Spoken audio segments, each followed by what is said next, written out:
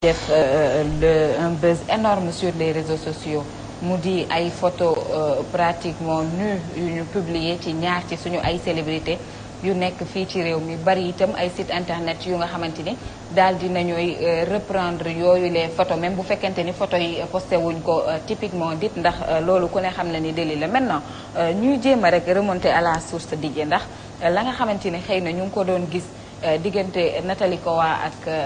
Samuel Eto'o la nga xamante ni ñu ngi ko doon gis diggante Chris Brown ak Rihanna loolu lañ tàmbali di gis ci réew mi mu nekk lu doy waar nekk lu nga xamante ni mu ngi affolé la toile démb ak barki démb côté 17h daal la ñu jékki-jékki gis un boom sur WhatsApp yenn ci ay photo ñu koy passante internet fi mu toll nii technologie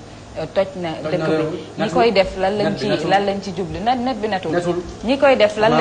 lañ ci jublu jaaxal na ñi nga xamante ni xëy na ñoom ñoo jot a gis yooyu les photo waaye ñi nga xamante ni ñoom ñoo nekk victime yi est-ce que ñu ngi leen di xalaat ñu am yaay am papa am ay mag am njaboot am vraiment ñu nga xamante ni parce que boo demee ba ne célébrité am na ñu nga xamante ni xëy na ñooñu ñoo la bëgg ñoo la safoo ñoo lay topp ak lu mën a xew faut que nit yi delloo si seen xel xam ni àdduna vraiment di jarul yenn yi ndax internet début la amul fin lu ci xas ba dugg amaana balaa moo génn yàllaa xam suba kooku nga jël scandaliser ko jël vue mettre ko à nu sur les réseaux sociaux day am doom day am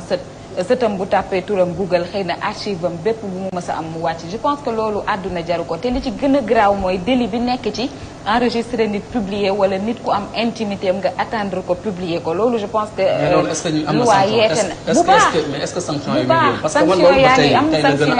tey tey la wàllu gën a aay. justement parce que niñ koy defee la da ngay gis benn profil inconnu bu jël photo yi posté kooku retracé ko ba jàpp ko xam nga day metti ak lu mu ci mën a doon Paulette ngay jigéen vraiment démb ñu gis ay photo yu salas yu nga xamante ni ñenn ci ay nit ñu ngi koy passante ci WhatsApp bi concernant deux célébrités yu nga xamante ni man par éthique je vais taire leur nom ndax àdduna man jaraluma ko maintenant boo doon alerter rek par rapport ak ñi nga xamante ni ñoo def ñaawteef yooyu. dit ça ce qu'on dit d'habitude adduna bi dafa egg benn instant bu nga xam ne insécurité c'est devenu vraiment sale et c'est insécurité partout léegi la parce que tu ne peux plus être en sécurité même chez toi des fois mën nga sax il y a des choses intimes chez toi même doo xam sax lan moo koy génnee fu mu nekk ba comme tu dis rek genre yi te nit du xalaat après sa suba quoi du xalaat sa doom sa sët du xalaat après sa liggéey yàq sa carrière yàq sa relation entre sa famille entre sa xarit entre sa jëkkër tout ça duñ ko xalaat quoi comme lu ñuy wax rek espérons que lu ñuy wëy que ce soit la musique puisse changer les cœurs suñu kilifa yi que ce soit religieux ñu mën a prière ñaan rek pour xel yi mën a changer Sénégal mën a delluwaat comme ni mu nekkoon avant parce que ce soit dans la rue si mbedd yi si kër yi tu n'es plus en sécurité pas doo xam naka ngay doxalee doo xam sooy wax parfois da ngeen les murs ont des oreilles et c'est vraiment aujourd'hui on peut vraiment croire que les murs ont des oreilles même les yeux maintenant on peut dire qu'ils ont des oreilles aussi parce que c'est incroyable on ne sait pas comment ça se passe doy na waar te li ci gën a graaw mooy yu mel ni xamuñu ne rey na nit nii lay jékki-jékkee def tentative de suicide parce que da ngay dem boo dee gor yow dootoo mënati génn xool ñenn ñi dootoo mënati def ya nga daan def da ngay jàpp ne benn alternative rek nga am instant bi muy dee bu demee nag ba Sénégal ñu fiy nemmeeku yi xeetu yow ça devient alarmant quand même. man fu ma njëkk commencé mooy internet bi am na njëriñ lu bëri boo xam ni am na nu mu soppee jamono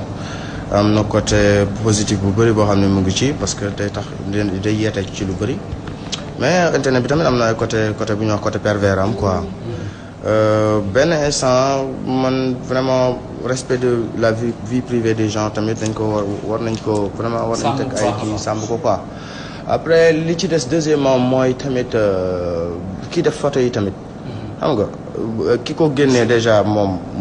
xëy na waru ko def loolu ëpp naa def parce que li muy conséquences yi du ko évaluer wala sax dina ko évaluer mais parce que xel bu ñaaw la dina ko ci dugal mais kii def photo yi tamit je pense que am na yenn photo yoo xam ne xëy na photo yooyu je sais pas ban njëriñ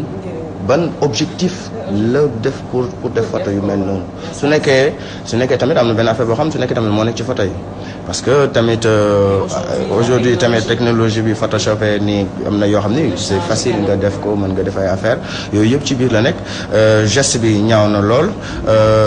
kii bi tamit ki génn ci photo yi te ñu ne moom la tamit je pense que xëy na su nekkee vraiment moom la objectif bu mu doon wut ci kii bi vraiment kii na mais yooyu yëpp ñun moom en tant qu'artiste man ci album bii di génn ni am na sound bu moo tuddee Sénégal maa ngi ci wax jamono ngi dem di dem jamono ndax xam na fa mu jëm delul fa nga jógee jamono boo xamul fa nga jëm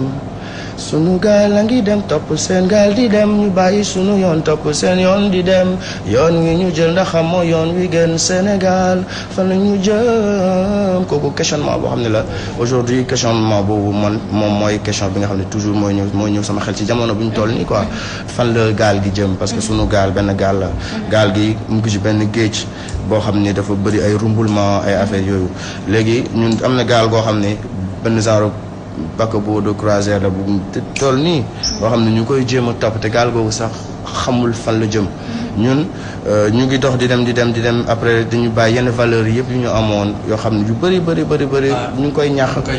koy ñàkk au nom de ouverture au nom de mondialisation ouverture baax na mais enracinement tamit mook ouverture ñooy ànd que boo ubbeekoo te amoo enracinement après da ngay réer te fu mu toll nii ñu ngi fexe pour lancer message bi nii nañu delluwaat am na valeur yu bëri ñoo xam ni vraiment ñu ngi koy ñaax quoi te yooyu balaa nga ko xam sax man balaa ma gën a fonk suma town bi suma Sénégal suma réew suma Africa rek dama génn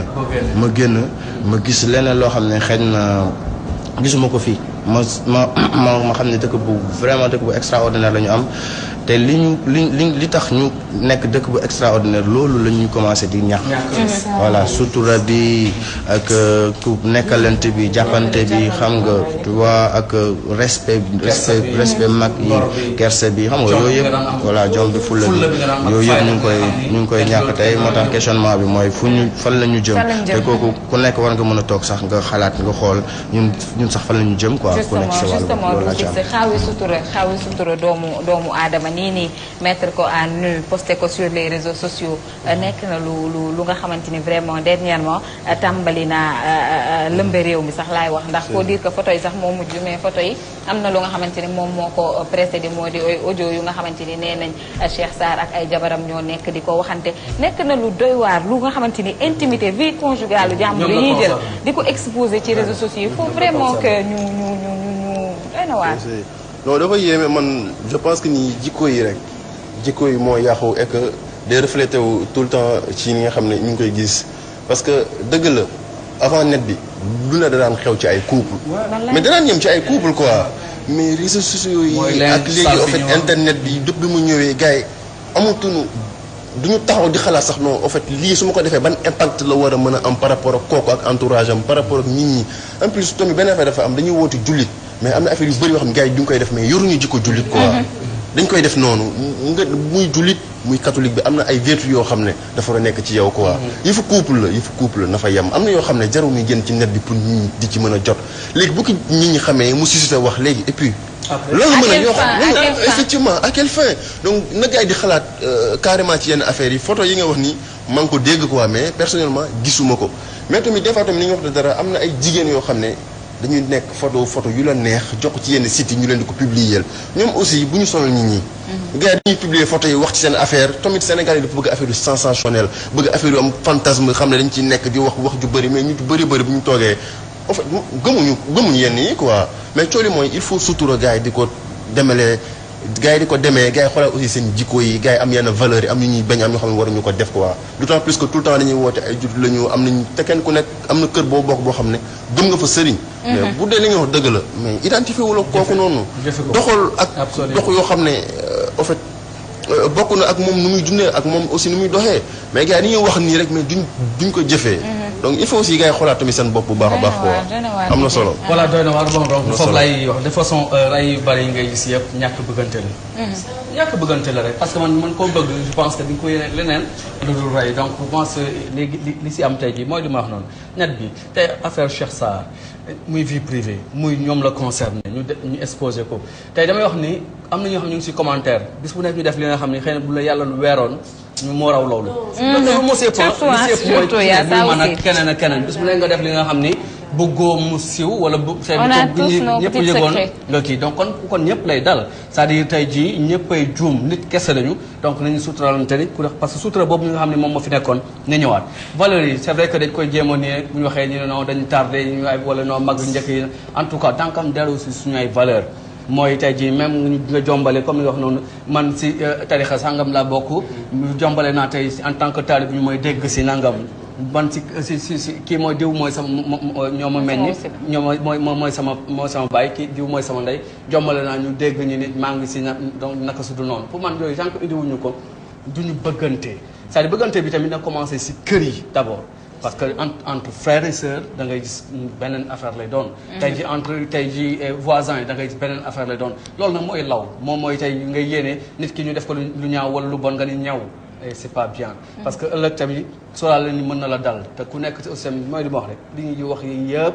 am na ñi nga xam ne bis bu nekk nga def li nga xam ni. yàlla bari na sutura li tax mu def guddeem ak bëccëg lu demee noonu la. kon sutura boobu yàlla